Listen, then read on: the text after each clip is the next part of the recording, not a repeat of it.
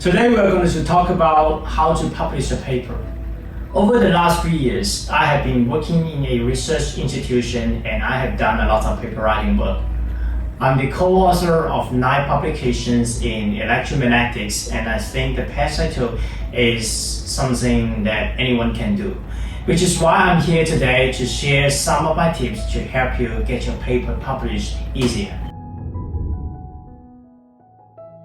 Submitting your manuscript is kind of like looking for a job. The more your resume meets the job description and skills required, the higher chances you will have. Here we have several websites that help you match relevant journals. You can paste your abstract or just a few keywords and the website will list several journals to you, sorted by relevancy, influence factor, and recent published paper.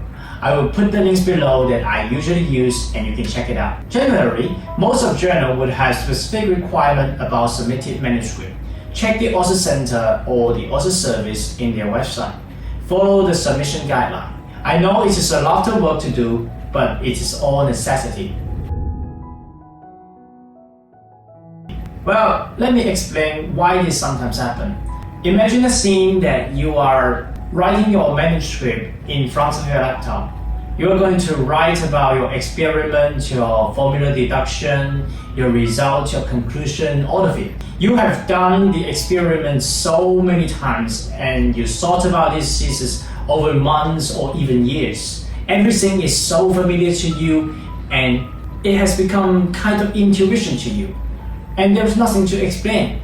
And that is where logical discontinuity happens. The idea is familiar to you and you think it's straightforward.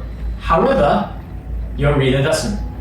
There is missing clue which is not mentioned or discussed enough, and that will cause confusion. Sometimes it's hard to notice that. To avoid this, the most easy way is to talk with your colleague or your friends or your roommates to see if your manuscript has this problem. I would like to share you a book, Science Research Writing for Non-Native Speakers of English, written by Hilary Glasmandale.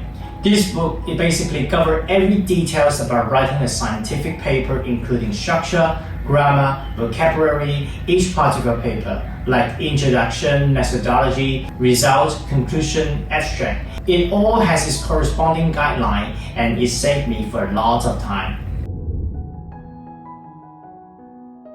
The next tip is start from writing conference paper. Rome is not built in one day. It is more easier for a student to write a conference paper, considering the requirement like length, the description, completeness of experiments, and you can even talk about some new concept or some of your developing work. The submit process is basically the same, but the successful rate is way more higher. You can submit conference paper first to get familiar with the process to gain more confidence about your actual journal or your transaction. Writing a scientific paper is not kind of straightforward things like if you're following the step 1, 2, 3, boom, your paper got published. No, it's not like that. Your manuscript will iterate again and again.